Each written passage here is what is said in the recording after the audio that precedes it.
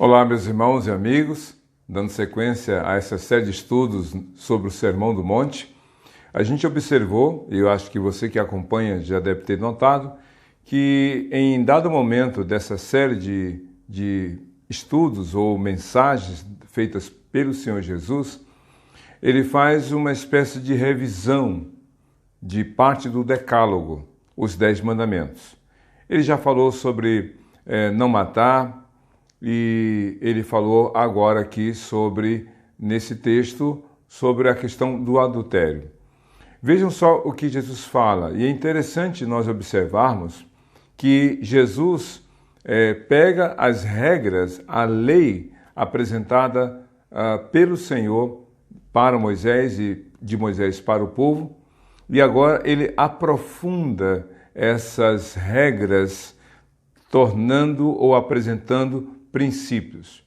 Como já falei e gosto de lembrar, há uma grande distinção, diferença entre regras e princípios. Na verdade, são algumas diferenças importantes. Regras são específicas, são, digamos, dentro de um contexto. As regras têm um aspecto, digamos, até mesmo cultural. Por isso que uma regra funciona em um país, em outro não. Por outro lado, as regras também são, digamos, limitadas em seu alcance ou em sua ação. E, por esse sentido, as regras são temporais, ou seja, elas marcam um tempo, elas revelam um tempo, elas se aplicam a um período não determinado, mas a gente sabe que certas regras deixam de existir e outras surgem em seu lugar. Ou, como em alguns casos acontecem, as regras são mutáveis, elas mudam. Já os princípios não. Os princípios são mais profundos, enquanto que a regra tem um aspecto, digamos, mais exterior, mais, digamos, visível, né? Uma pessoa, por exemplo, que segue a lei do trânsito e só pratica ou só freia num cruzamento de ruas quando existe um sinal e o sinal indicando ali com a luz vermelha que ela tem que parar. E essa é uma regra. Por isso que quando a regra falta, a pessoa que vive com base nela fica desregrada. Ou seja, já que não existe lei aqui, eu posso cruzar essa pista aqui sem nenhum problema. É o que acontece quando alguém, por exemplo, que sai de uma cidade onde existem semáforos, existem sinais luminosos de trânsito, e vai para uma cidade, e existem cidades que não têm sinal de trânsito e nem guarda municipal. Logo, essa pessoa que é limitada pelo sinal de trânsito ou pela presença, pela figura do guarda municipal ou outra agente de segurança da cidade, fica desregrado. Mas aquele que tem um princípio no seu coração, na sua mente, sabe a questão da preferência, sabe da questão de dar preferência ao que está no cruzamento, que para no cruzamento, ou dá atenção ao pedestre, ao ciclista, por exemplo. Então, essa é uma das diferenças. Outra coisa, os princípios são atemporais. Os princípios ultrapassam, digamos assim, as questões temporais, de uma região para outra, de um tempo para o outro. E também os princípios são aculturais, não se limitam a uma cultura. Estou me referindo aos princípios bíblicos. E, logo, por serem dados por Deus, os princípios apresentados por Jesus no Novo Testamento são imutáveis. Céus e a terra vão passar, mas as minhas palavras não. Então, considerando essas diferenças entre regras e princípios, eu vou ler então Mateus capítulo 5, verso 22, ou melhor, 27 e 28, que diz assim: Vocês ouviram o que foi dito, não adulterarás.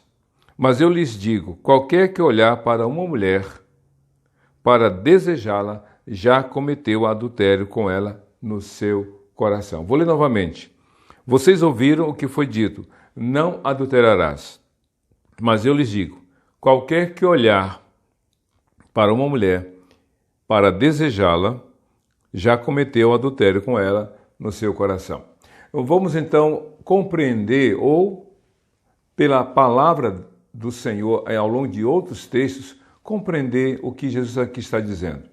Primeiro, como ele fez com o mandamento não matarás, ele aqui diz assim, ouvi o que foi dito. Ouvi o que foi dito, ou melhor, vocês ouviram o que foi dito pelos antigos. E o que Jesus aqui lembra, traz à memória dos seus ouvintes, que foi dito pelos antigos? Ele está se referindo a um dos 10 mandamentos, não adulterarás. Quando Jesus fala não adulterarás, literalmente, ipsis literis, ele faz referência a esse mandamento que está lá no Decálogo. Mas o que é o adultério? O adultério é uma relação sexual com alguém que não é o cônjuge da pessoa que é casada. É óbvio. Toda relação fora do casamento, ou seja, quando um homem ou uma mulher casada tem relação sexual com alguém que não é seu cônjuge, isto é adultério. É claro que existem outras relações sexuais proibitivas. O Velho Testamento, como também no Novo, existem várias citações. Por exemplo, uma das relações sexuais proibidas a partir do Êxodo, a partir das normas para a vida da nova nação em formação à nação de Israel, Deus proibiu o incesto, que é a relação sexual entre parentes. Deus também proibiu a questão da promiscuidade, que é a relação com múltiplos parceiros, uma pessoa solteira ou casada que tem vários parceiros sexuais, isso é prostituição. A fornicação é a relação sexual entre solteiros. Isso geralmente a gente observa pessoas que moram juntas, ambas são solteiras, mas têm uma vida marital, vivem como marido e mulher, porém não são casados. Nesse sentido, é considerado fornicação, embora tenha ali um documento que defina a união estável. Mas, por outro lado, também a gente vê entre jovens, jovens que estão namorando ou que estão se aproximando do casamento e já são pessoas ativas sexualmente, adolescentes também. Isso, infelizmente, a gente observa. Eu estou me referindo às relações sexuais proibidas por Deus na sua palavra. A questão do incesto, a questão da promiscuidade, da fornicação e o adultério. Mas é claro que existem outras relações sexuais que até é vergonhoso falar, mas a gente sabe da necrofilia, que já é um desvio de comportamento onde a pessoa tem relações sexuais com corpos, como também a zoofilia, que é a relação sexual com animais. São bestialidades, como está escrito no Velho Testamento. Mas, voltando à questão do adultério, o texto literalmente diz, não adulterarás.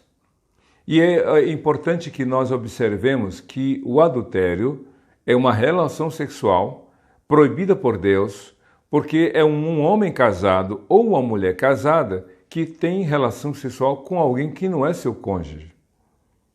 E não importa o que a sociedade diga de modo geral, temos que ficar com a palavra de Deus. O adultério é uma relação sexual de uma pessoa casada com quem não é seu cônjuge. Mas temos que também observar uma coisa muito verdadeira. O adultério, embora, e isso é fato, seja uma relação sexual proibida, só pode acontecer quando há consentimento. O adultério é um ato sexual de duas pessoas que decidem ter essa relação sexual. A violência sexual é a vontade de um sobre outra pessoa. A violência sexual é do mais forte, digamos assim, sobre a pessoa que não tem como se defender. E ela sofre essa violência. Infelizmente, são vários os casos de violência sexual contra crianças, contra mulheres, e assim a gente observa o caos na sociedade por causa dessa violência sexual. Mas, como estava falando, o adultério é um ato sexual consentido. É uma pessoa casada que deseja ter ou que aceita ter ato sexual ou fazer sexo com alguém que não é seu cônjuge. E por que a Bíblia proíbe? Por uma questão de que é o olhar do casamento. Casamento é uma aliança entre o homem e a mulher que decididamente, voluntariamente, motivado pelo amor, desejam viver para sempre juntos. Isso é o casamento à luz da palavra de Deus. O que Deus uniu, não separa o homem, disse Jesus em Mateus 19. Quando o homem adultera, ele quebra essa aliança. Quando a mulher adultera, quebra essa aliança. E então, lá no Velho Testamento, Deus já havia dito, não adulterarás. Mas Jesus aqui traz algo novo. Ele diz, todo aquele, eu, porém, lhes digo, qualquer que olhar para uma mulher para desejá-la, já cometeu adultério com ela em seu coração. Como é que é isso? Porque o adultério é um ato. É um ato devidamente evidenciado, comprovado. Ninguém pode ser acusado de adultério se não houver provas. Se você, já aconteceu muitos casos de um homem ser visto com outra mulher entrando no escritório e aí alguém já começa a maledicência.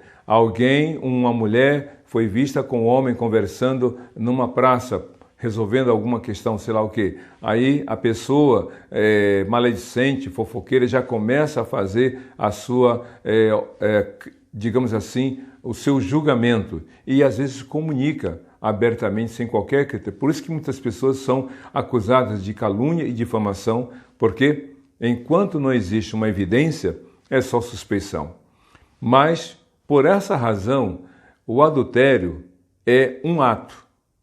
Mais do que algo que passa pela mente do indivíduo, o adultério só é decididamente caracterizado quando existe o ato sexual. Lembra de João capítulo 8, quando Jesus está ali com os discípulos e então vieram alguns homens doutores da lei e apresentam a mulher e dizem, Senhor, esta mulher foi pega em adultério, em flagrante adultério. E aí Jesus não questionou aqueles homens se era verdade ou não. Por quê? De acordo com a lei, toda palavra seria dada como verdade pela boca de 2 ou 3 testemunhas. Ali havia mais de 3 pessoas, eram vários homens. E é claro que Jesus não perguntou, e o homem? Certamente aqueles que levaram a mulher para aquela situação não estavam interessados em ter um julgamento verdadeiro de acordo com a palavra de Deus. Queriam apenas ouvir a palavra de Jesus e, de acordo com o que Jesus dissesse, iriam julgá-lo, porque ele disse, essa mulher foi pega em flagrante adultério e a lei diz que ela deve ser morta por apedrejamento. O que tu dizes? Vejam só a tentativa, a maledicência, a malignidade nessa situação em que aqueles homens apresentam. Jesus escreveu no chão, eles insistiram e Jesus se levantou e disse, ok, a lei diz isso. Se Jesus dissesse, não apedrejam essa mulher, certamente eles o acusariam de quebrar a lei de Moisés ou ir contra a lei de Moisés.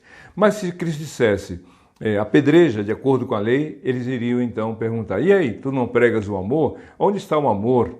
E então Jesus, de forma muito sábia, disse, aquele que não tem pecado seja o primeiro a tirar a pedra.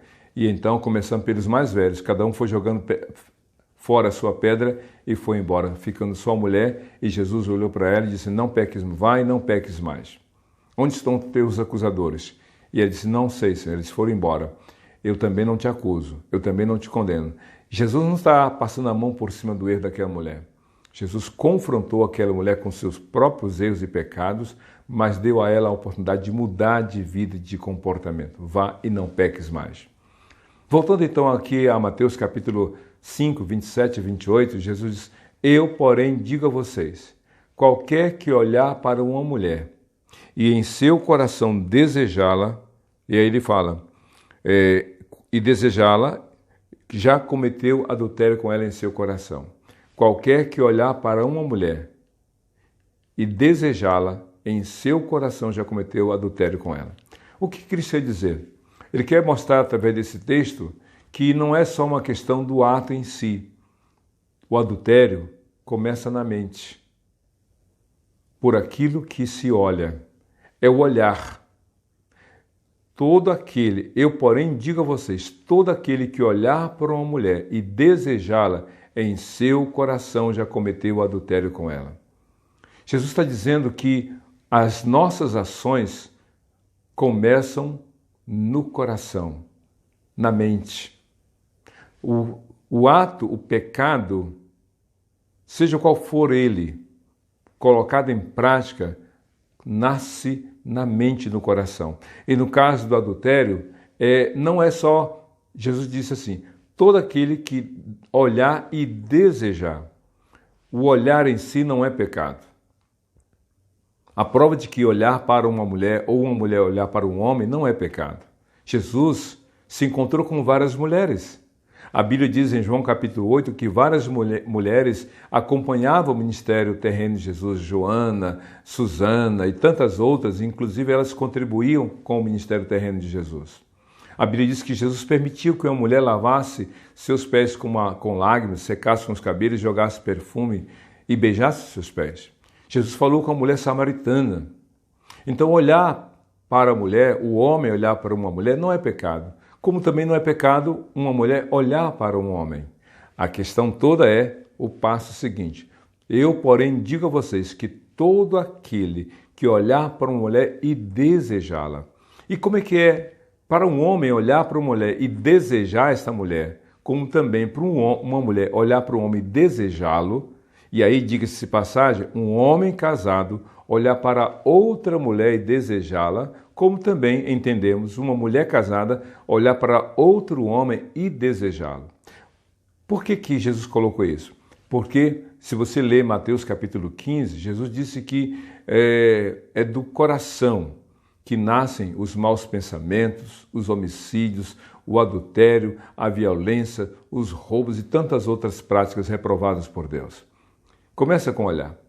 Se você olhou para uma mulher e aí você começa a perder um certo tempo, a dedicar um certo tempo, a fazer análise daquela mulher, da sua figura, da sua presença, do seu olhar, do seu jeito, e começar a fazer uma análise do que é um potencial encontro, você já começou a pecar diante de Deus. É o olhar. E aqui, veja só, não é um olhar, digamos assim, apenas no campo visual de alguém que anda na sociedade, pela sociedade, nas ruas, nas praças. Isso acontece, como você está vendo aí na tela, através das redes sociais. Muitos homens e mulheres casados começam a flertar com a imagem de alguém que se coloca na internet. É claro que o problema não está no outro. Veja só, Jesus é muito claro nisso. O problema não está naquela pessoa que é vista, mas naquele que vê a pessoa. Todo aquele que olha para a mulher e deseja. Então não é a mulher que anda na rua que deve ser responsabilizada por aquele que deseja. Não é o homem que é visto na TV que se torna culpado por ter sido desejado por uma mulher casada. Não é isso. A questão não é o outro, a questão é você. Você que está alimentando, desejando, criando um ambiente favorável, alimentando no seu coração. E Jesus diz, todo aquele que olha para uma mulher para desejá-la. Por isso, ele diz, já cometeu adultério com ela no seu coração. É isso mesmo. O adultério, nesse caso, acontece porque o homem é que alimenta desejar ter relações com aquela mulher. É a mulher casada que alimenta em seu coração o desejo de ter relações com aquele homem. Por isso que Jesus pega o mandamento não adulterarás e o aprofunda, dizendo, todo pecado começa no coração. E tudo que chega ao coração passa pelos 5 sentidos, e um deles é a visão. É a escuta, é olhar, é ouvir, é se deixar levar. Por isso, se você por acaso está alimentando em seu coração algum desejo, né, ou desejo de ter relações sexuais com alguém que não é seu cônjuge, é hora de você parar, é hora de você frear, é hora de você interromper e não regar essa planta maligna. Tiago, capítulo 1, versículo 13, o apóstolo, o irmão de Jesus chamado Tiago, diz o seguinte, versículo 13, quando alguém for tentado, jamais deverá dizer: estou sendo tentado por Deus, pois Deus não pode ser tentado pelo mal, e a ninguém tenta. Cada um, porém, é tentado pelo próprio mau desejo, sendo este arrastado e seduzido. Então, esse desejo, tendo concebido, dá à luz o pecado, e o pecado, após ter se consumado, gera a morte. Tiago é muito didático. Deus não é o culpado de você. Porque aquela mulher apareceu na minha frente.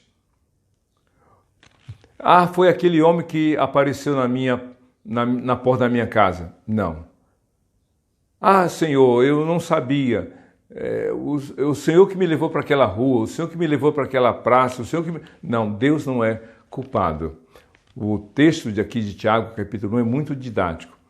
Quando alguém for tentado, não deverá dizer: Deus me tentou, porque Deus não pode ser tentado pelo mal e Deus a ninguém tenta. Cada um é tentado pelo desejo que há no seu coração. E esse desejo, sendo alimentado, arrasta a pessoa para o mal.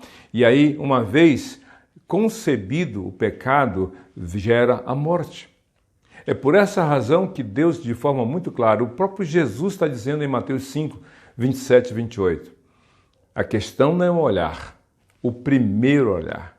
A questão toda é alimentar esse olhar, sendo arrastado, como diz o texto, para a prática. O homem que olha e deseja, no seu coração já adulterou. A mulher que olha e deseja, a mulher casada que olha e deseja, um outro que não seja o seu cônjuge, e no seu coração já cometeu adultério. Um homem casado que olha para outra mulher que não sua esposa e deseja, no seu coração já cometeu pecado.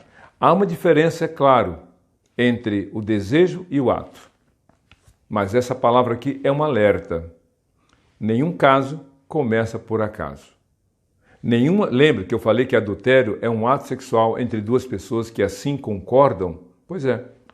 Então, antes que o pensamento se torne uma ação, antes que a vontade se realize, pare, arrependa-se, confesse seus pecados a Deus e se volte para o Senhor, desejando viver em paz com Deus e com seu cônjuge. É isso que o texto coloca para você. Que Deus abençoe a sua vida. E eu quero orar com você nesse momento. Vamos orar? Diga para Deus agora: Senhor, muito obrigado por esta palavra, muito obrigado pelo esclarecimento que essa palavra me traz, pelo alerta, pela advertência. Perdoa os meus erros e pecados e que eu volte a viver em paz contigo e com meu cônjuge, para que eu não peque nem quebre a aliança da união com o meu cônjuge. É isso que eu te peço e te agradeço em nome de Jesus. Amém. Que Deus te abençoe, hoje e sempre.